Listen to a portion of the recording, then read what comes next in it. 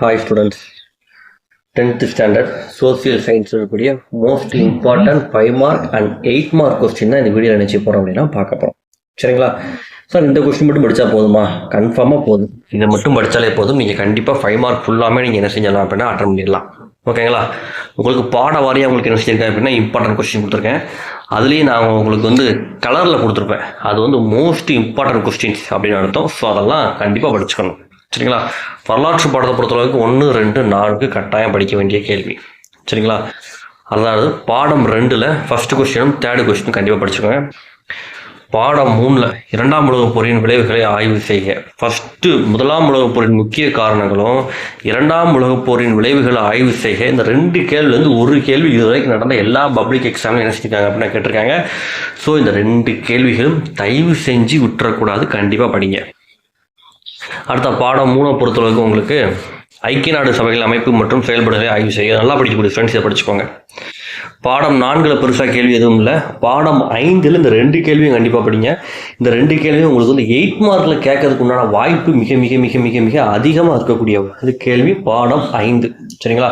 19ஆம் நூற்றாண்டின் சீர்திருத்த இயக்கங்கள் நடைபெறுவதற்கு இட்டு சென்ற சூழ்நிலைகளை விவாதிக்கவும். இதுவும் பெண்களின் மேம்பாட்டிற்கு 19ஆம் நூற்றாண்டின் அப்படின்னு இந்த கொஸ்டின் ஆரம்பிச்சா இந்த கொஸ்டினும் ரொம்ப முக்கியமான கேள்வி. ஸோ கண்டிப்பாக படிச்சுக்கோங்க. அடுத்த பாடம் 6 பொறுத்தளவுக்கு நான் படிக்க வேண்டிய கேள்வி பார்த்தீங்க அப்படின்னா 1, 2, 3 இதுலேயும் எனக்கு சோசியலே பிடிக்காது சார், சோசியலே வராது அப்படின்னு நினச்சிக்கோங்க அப்படின்னா கட்டாயமாக இந்த 3ஆவது கேள்வி கண்டிப்பாக படிச்சுக்கோங்க.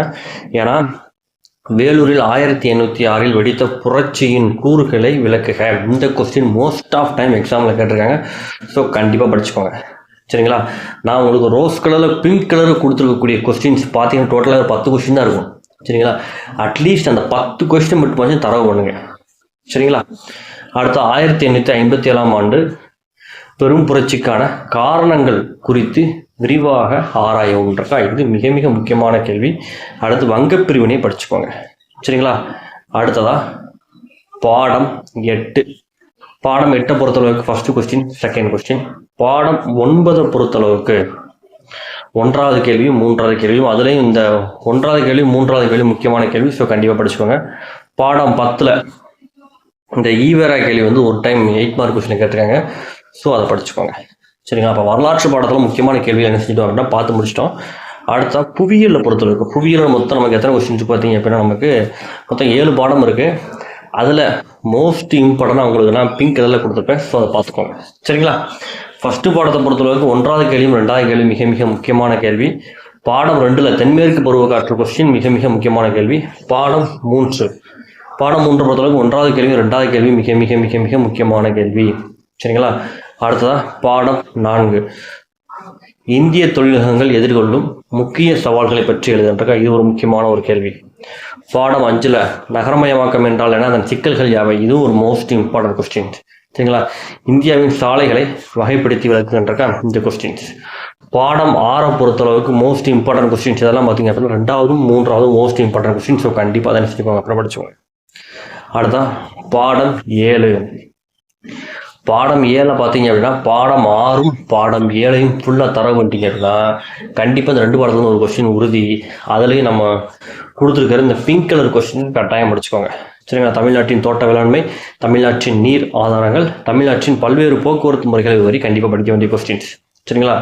அடுத்ததா குடிமியலில் பொறுத்தளவுக்கு ஃபஸ்ட்டு பாடத்தில் first question, second question, 4th question கண்டிப்பாக படிக்க வேண்டியது. அடுத்த இந்திய அரசியலமைப்பில் சிறப்பு கூறுகள் ஃபஸ்ட்டு கொஸ்டின் எக்ஸாம் ரிப்பீட்டடாக கேட்ட கொஸ்டின்.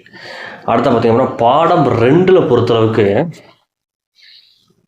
இந்திய பிரதம அமைச்சரின் பணிகள் மற்றும் கடமைகள் செகண்ட் கொஸ்டின் இருக்கு பார்த்தீங்களா. இந்த second question repeated question. So அதை படிச்சுக்கோங்க.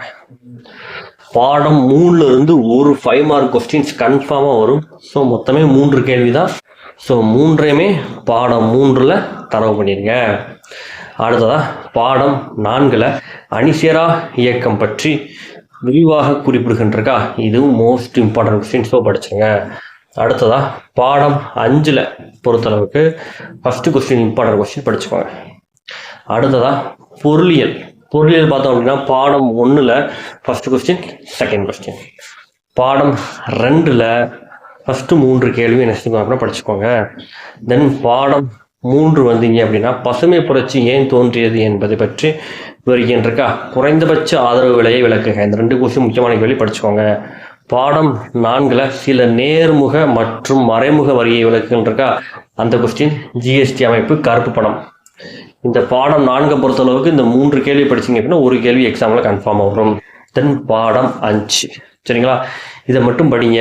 கண்டிப்பாக நீங்கள் எக்ஸாமில் எந்த 5 மார்க் கேட்டாலும் உங்களால் 100% அட்டன் பண்ண முடியும்.